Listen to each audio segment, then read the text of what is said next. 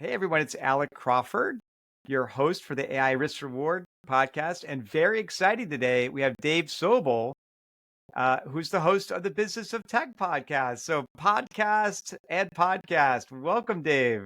Oh, Alec, thanks for having me. You know it's going to be fun when you got two guys that riff and talk online all the time. Like, okay, now we're ready to go.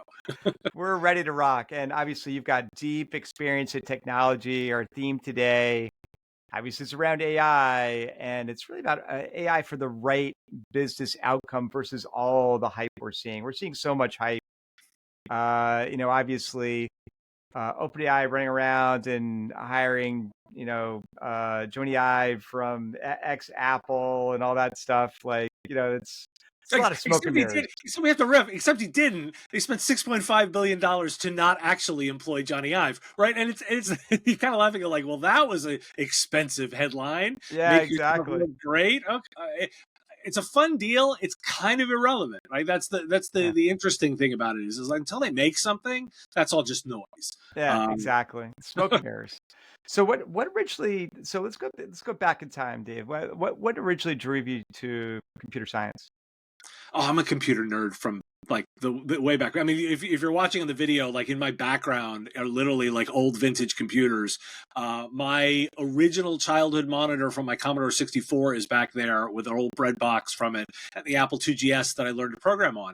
I'm just one of those kids that like, that was my thing, right? I love technology. I ran a BBS back in the day when that was a thing. Oh yeah. And I was fascinated by the idea of like using the technology for communication and for for information gathering and like to do all of these cool things. So for my early career, like even before I knew, it was like, I'm getting in computers. Like that's clearly the thing. So I went to school, I got a computer science degree, and if you'd asked college Dave back in the William Mary days, like I would have said like, I'm going to build products, right? And my first jobs were consulting and software development and that kind of stuff. And then in '02, when one of the startups I was at ran into a wall, that was my first foray into entrepreneurism, and then founded my first company. Got it. Yeah, super cool. I mean, similar backgrounds. Like I got my first Trash 80 in 1979, learned how to program in BASIC and machine language, which was kind of cool. And did all Coded in kinds of machine language. fun stuff, It's and fun. then spent a lot of time on Wall Street. Now, you did mention a book to me before the show, The E Myth, which I'm interested in. I haven't heard of it before. Just to pitch the audience on that. Oh, it's old. It's old. It's kind of old school business book. Like, so I found the E Myth when I was first starting my managed services provider, as I said in '02. And it's all about the idea of systems, like putting in force processes to make sure your business runs smoothly. And it's just such a thing for somebody. My first business was a managed services provider delivering IT services to other small businesses. And it's all about systemizing everything. It leans into the idea of McDonald's, right? The idea of the fact that they built in Ray Kroc's innovation was building repeatable systems that he could train to anyone. My high school job was at McDonald's, and I lived that and learned. It says you could learn any job by just reading the instructions. Like they had a manual for everything. And the idea is you systemize your business so that you can step out of it, not depend on you, and thus do that in forth. We've lots of different versions of it now, right? You see like people that are like EOS and like some of the attraction and all of these other ideas. But in a way, like eMyth is kind of the original version of that, which I found early in my career. Ah, that's super cool. And then talk about careers and mentors. You'd mentioned Phil Wary is a key mentor. So tell us what was so awesome about him. Well, so Phil found me when I was still in college, right? So I'm the my little story on that is, my going into my senior year, so it was '96, going into 90, is I built this crazy website, right? Like just the early days of the internet. But they'd given us as computer science majors, they gave us space on the computer science server. And most people had like one page, right? Like their resume and contact. No, I built this huge, massive thing. Like it had all of my interests and all of I had, so, and then I got so far as to building what we would now call a reality show blog that my friends and I ran all my senior year, where I had them all post anonymously their journals. and we like won award. We won a USA Today award for best website on the website based on this idea of people coming and reading students' blogs that were all anonymized, and it was it was a reality show blog thing. Phil was working for a company which was an offshoot of MITRE and MITRE Tech, doing commercial consulting, and he was looking for a network administrator to serve a customer in Williamsburg, where I was going to school. And he was trolling all the computer science kids' websites, found mine, which was just distinctly different than everyone else's, and said, "Oh, this kid builds stuff. Like he's gone to the and so he interviewed me. I ran their network for a client of theirs off campus for my entire senior year. Wore a pager, was network response, the whole thing.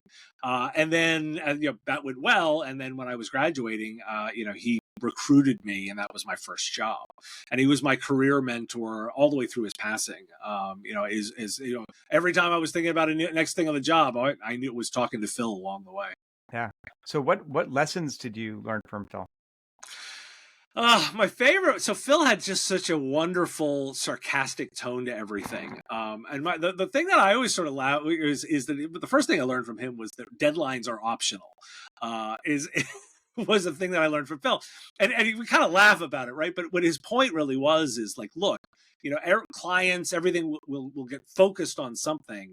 It's actually about accomplishing their goal, not hitting arbitrary metrics. That a deadline isn't important. What's important is delivering on the promise when needed at the appropriate time. So he always focused on that. The idea of you would make a bunch of agreements, but by the way, you could change those.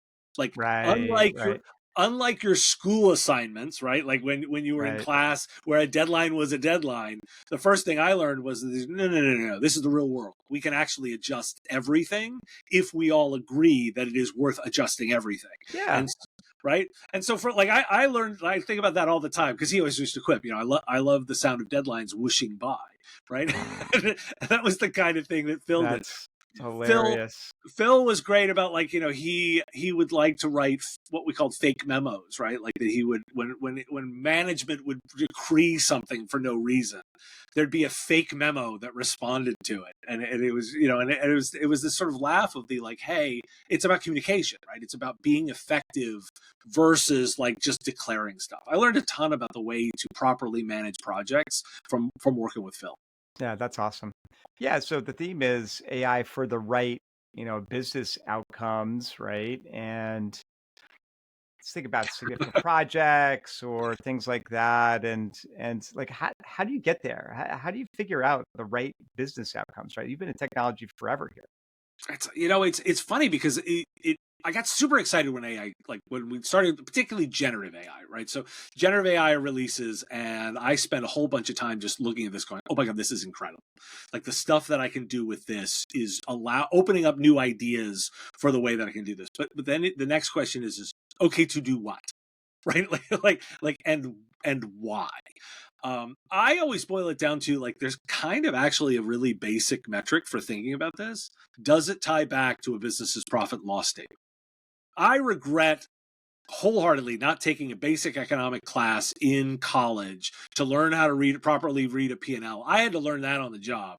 I wish I had taken, that was the one business set of skills I really wish I had, because ultimately you can tie everything back down to top line revenue, cost of goods sold, and the profit lines, your administrative expenses, and the bottom profit. Literally, you can tie everything back to that. If I can influence using technology any of those line items, I can measure what I'm doing. So if we think about a not-for-profit, right? Not-for-profits always talk about not caring about money. Well, you actually do care about money. What you care about is things like, are you increasing your membership?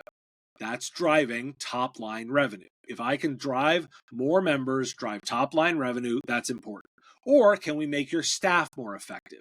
Usually that's an impact to cost of goods sold, right? Because I can make them more effective. They can impact the deliverables out that drive revenue, but they may not do it directly. That's a cost of goods sold. I always sort of say the worst thing I can do is just impact administrative costs. Those are good. It's okay to be down there, but it's better to be impacting cost of goods sold, and it's best to be impacting top line revenue. So if you really want to boil it down, business outcomes is just about tying it back to that. Yeah. Yeah, I love those lines. Like, look, AI is definitely transforming IT services. Like, what are you seeing there? It's a really interesting time to be in because one of the things that I really found is I was fascinated by this story I found online where a managed services provider was visiting another managed services provider, and they were having trouble getting the two networks to connect. Like they were trying to get, one guy was trying to get on the wireless network of the other, and rather than call his own help desk, he fired up ChatGPT and he started interacting with it and got the solution to his problem of why his laptop wasn't connecting to the Wi-Fi. But he posted it without realizing the actual impact to his business. Like he literally just sort of put it up and goes, "Isn't this amazing?" And I was just like, "Yeah, you're just totally destroying your business, dude." Like, right? Oof. And I look at that and I say, like, that's the transformative bit. However, most humans don't want to spend their time working with a bot to solve their problems. They actually like to work with other humans. So, what can we do here to combine the two? Well, we can make humans better at being able to do customer service by giving them access to better information faster, give them the solutions on time, you give them a better research assistant that sits with them. And I think about the way that can we tie this together. So to answer your question, like we are in the place where automation and back-end systems are able to transform the way that we deliver IT services. But in theory, the best version of that will be that it also comes with delightful humans that make it implemented into your business. Yeah, that's a great point. I mean, one of our bank clients at AI Risk created this whole knowledge base using our system for their call center because Yeah. most of them have been there like 2 months. They have no idea what's going on. They got to ask an expert. Basically, it's like phone a friend when you don't know the answer to a question. Basically, so talk about what you're using AI for. What applications are you exploring? What do you think is useful? What do you think might transform business outcomes besides ChatGPT? Yeah, so I mean, specifically for the way that I look at it. So obviously, I run a media company now. So my role is in the MSP space is that I have to consume all of the news that's out there, and I have to try and filter it down to provide a 10-minute daily show to MSPs so that they can answer the question, why do we care about the stories that I'm reporting on? Because I don't want to just report the stories. I want to give them some perspective on why I think it's important to the delivery of services. So that's kind of that's my format. So I use it in a bunch of different ways now. So the first thing is I can do is I can use AI to access more stuff, right? So I can read more sources because I can use AI to group it into stories. I can make sure that I'm not seeing too many of the same thing. So that I can use AI from a filtering perspective to expand my view, but at the same time not get overwhelmed as a consumer. Then what I'm doing then is I've been able to use AI not only to help me put this all together, i.e. It's helped me improve the process. But then what I'm also doing is like I throw every story into a database that then automatically categorizes it for me and writes summaries of them automatically of the stuff that I'm collecting so that my first drafts of my show is ready faster. Right? And then it's helped me build the backend database so that I have multiple views of it. Like it goes in first in a pile of stories that all get sorted. Then it goes into a view of it by story so that I can by story category so that I can then quickly move them into which days are they going out on the show. Then I look at that show's day and it gives me here's your first draft summaries of everything you've collected. Then I write. Super important to note that I write. So I do some writing, right? But then it's my editor, right? So then it's editing. It is doing verification. I've built bots that then ask hard questions. Did you think about the negative case on this? Did you think about the opposite case on this? Did you think about did you explore alternative options? And I get long generated research reports on every show. Wow. Right. So that way I'm looking and going, yeah, I thought about that. No, I didn't consider that angle. I gotta incorporate that point. Like, so then I'm using the show to generate headlines. I'm using it to help make sure tightening, grammar checking, pulling that all together. Then I record, then I edit, right? Then it goes into the production bit. Like it's helping me write titles. It's helping me write descriptions. It's helping me write like all of the stuff along the way. It is an assistant. At every step of the line, a human is involved in making sure all of those details are right. And ultimately, I've even put it into my ethics statement of the way that I operate the business. We as humans are, me in particular, are responsible for every single thing that's published out there. I'm not going to blame the, like, if it's a mistake, it's on me, and I have to own that, right? So you have to be careful along the way about making sure everything is good. So it's really, AI has transformed the way that I deliver the show to allow me to do, I think, a much stronger job and be in many more beats than I would have possibly ever been able to do before, yet still deliver a really consistently high quality product. Yeah. Any specific names of AI tools that you're using you can share with the audience? Yeah, I mean, I'm a big Notion guy. Like the back end for a lot of what I'm doing is Notion. There's some podcast specific tools that I use that help with templates. I like Swell, which is doing a really nice job of, like, I have built prompts that tell it the kind of descriptions I want, the kind of titles that I like. I alter that kind of stuff. We're using some tools, Quosa, QUOSI. They do some of the social media, like drafts, like here's 40 different clips from the show. If you're doing promotion, it does that. I also, the other thing that I've built myself, I've actually written code myself to do with AI assistance, is I'm listening to a lot of different conversations that are happening around the internet among managed services providers, my listeners, so that it's collecting that information for me, putting that into a database, so that every single day I get reports of, these are the conversations that MSPs are having online, and here are some of the topics and vendors that they're talking about. That way I've got real-time intelligence about what my listeners are talking about to make sure that I'm thinking about the issues they care about. Yeah, that's super cool. And how do you feel your work impacts the MSP community? I hope every day I'm giving them a little bit of insight to an idea or a challenging thought that allows them to be a little bit better at their business every single day. That's the way that I think about it. I'm one of those incremental improvement type guys, right? Like I always say, like, perfection is just the enemy of shipping, right? Like I like to get product into the field, but you also want to be a little bit better than you were yesterday, today. And so I think about it in those terms. Like, can I give them a little bit of guidance, just a little bit, to be a little bit smarter about stuff today than they were yesterday?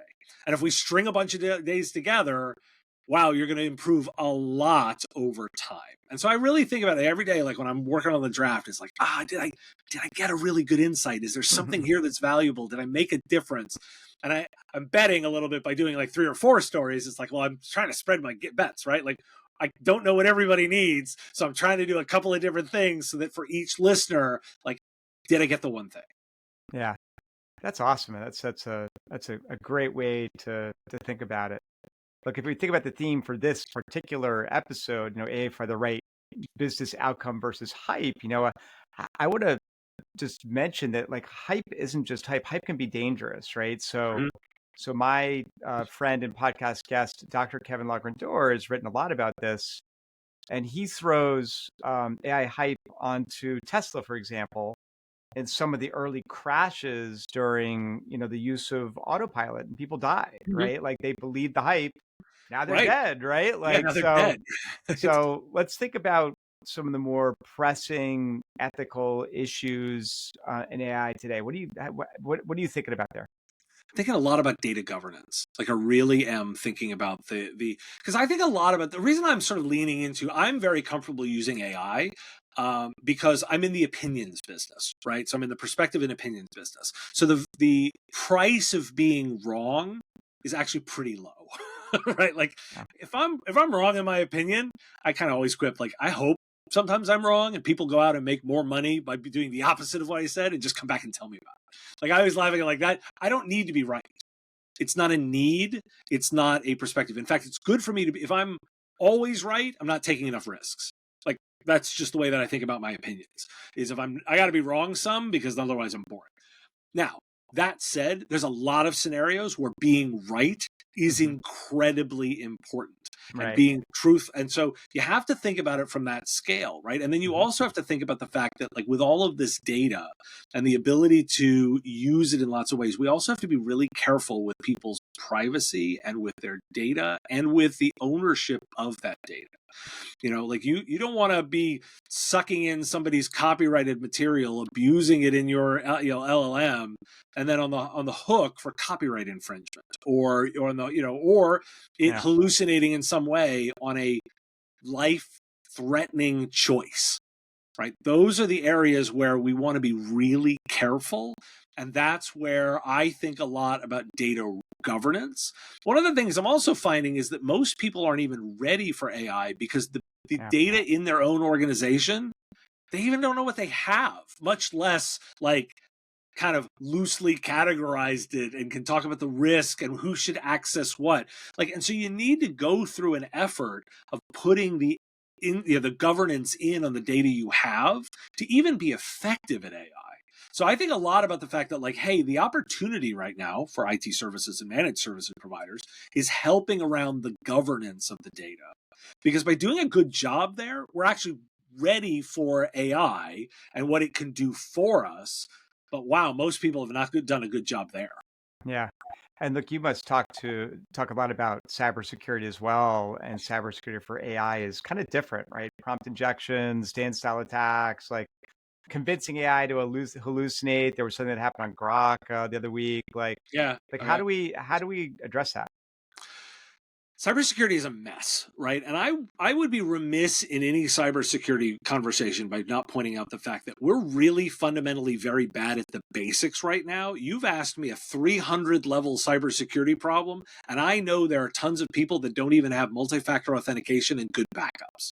Yeah. Right. And so Yeah. I just have to start by calling out we can't even have the conversation about the advanced level stuff you've just talking about without calling out the fact that most people don't even value their own data. Particularly if we think about the typical small and mid-sized businesses that are just cavalier about data protection and backups and planning for disaster recovery. Like, you need to be prepared right now to tell a hacker to F off because you have good backups. And if you can't feel comfortable with that, the questions you just asked me are irrelevant. Right. Right? Right. So let's start there. I gotta say, and by the way, I personally think we're at the point now where there needs to be some actual laws that say if you're not doing that, it is corporate malpractice. I think we're the Yeah. only way we get change is that. By the Now way, it's remember when Microsoft's leadership wasn't using multi-factor authentication for their freaking emails? I know. Like, what was that, a year or two ago? It's like insane. Like, are you freaking kidding me? But to their credit, I mean, they understood the liability. They are now at near perfection on their multi-factor authentication efforts. They went through the process of that. Now they did it based on an incident, not on a requirement. I think there should be a requirement. Let's have a healthy debate. But getting to the other bit is like, look, you need to do the basics really well. Then you need to understand that now it's all accelerating, right? Like, all of the Yeah. risks are getting harder and harder and harder around here.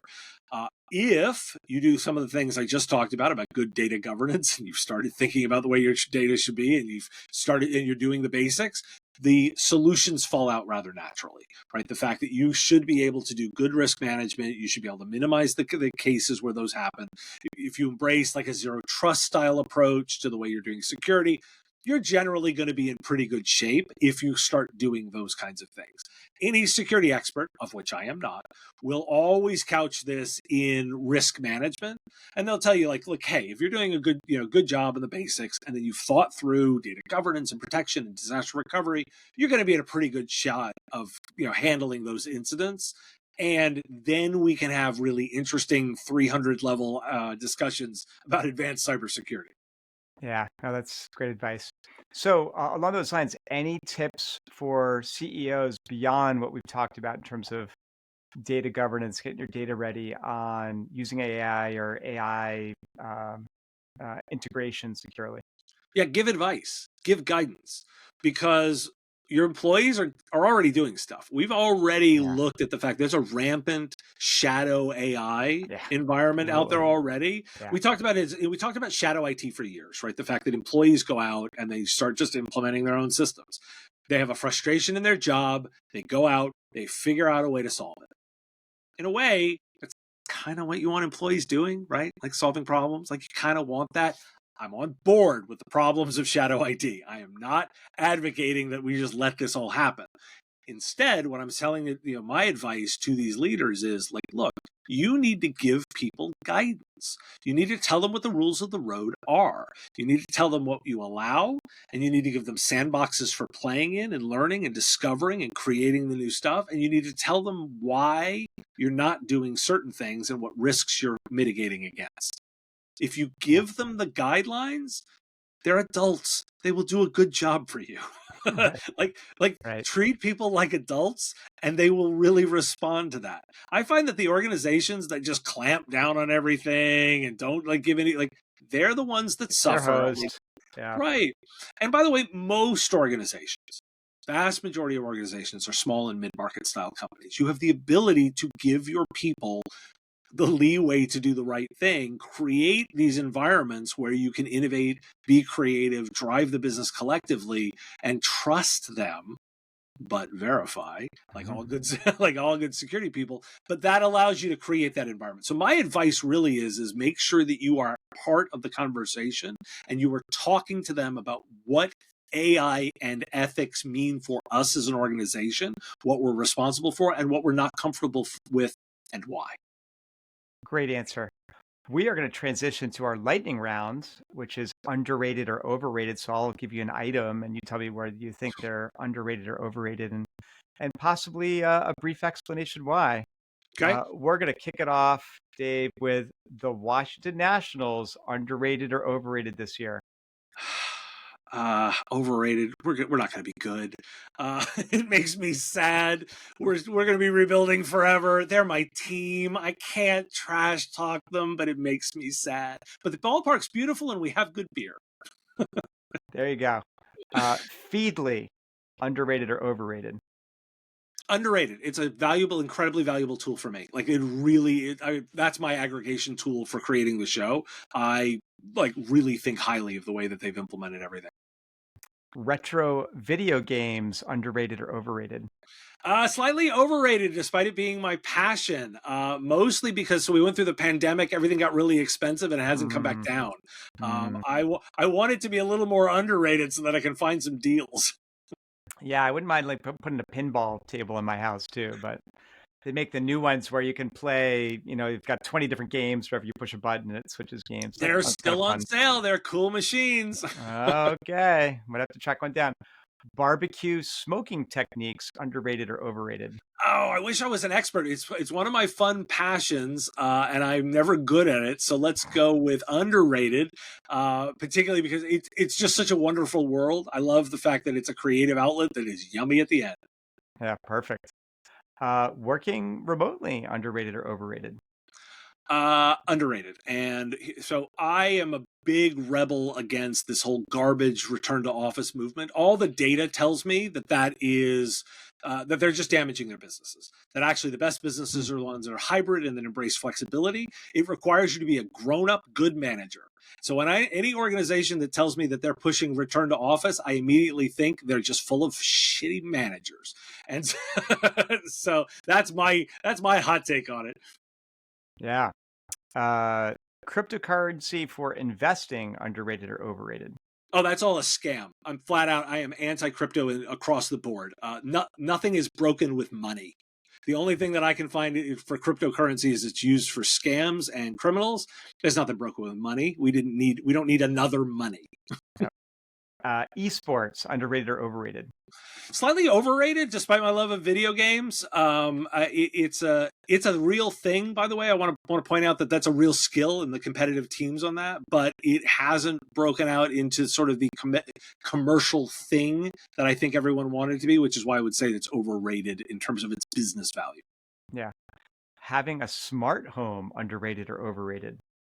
So I lean heavy into having one, but I will say overrated, mostly because the industry has not made a good effort to make that possible for most humans. Like it doesn't actually work in the way the dream does of pulling it all together. I love mine, and I've automated everything around my home, but that's because it's a fun hobby more than it's actually useful for most people. Yeah.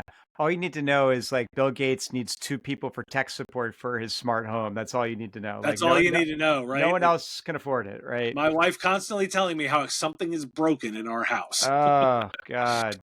And then last but not least for sure, Star Trek II, The Wrath of Khan, Oh, underrated or overrated? my desert island movie. That is absolutely my. I can quote every single line on that. It's a wonderful story of friendship and loyalty and sacrifice and growing old. It is my desert island movie. So Perfect. can, Give us a can give us never be overrated. give us a quote from there that you like for the audience. Oh, then it's clearly the needs of the many outweigh the needs of the few is the Ah, you know, is the one that resonates for that, and that yeah. debate over the needs of the one versus the needs of the many is for me the resonant quote. Yeah, that is awesome. Look, great to have you in the show. That was super fun. This has been Dave Sobel, podcast host. And that was a great conversation. Thanks for coming on the show, Dave. Oh, Alec, thank you so much for having me. This has been great fun.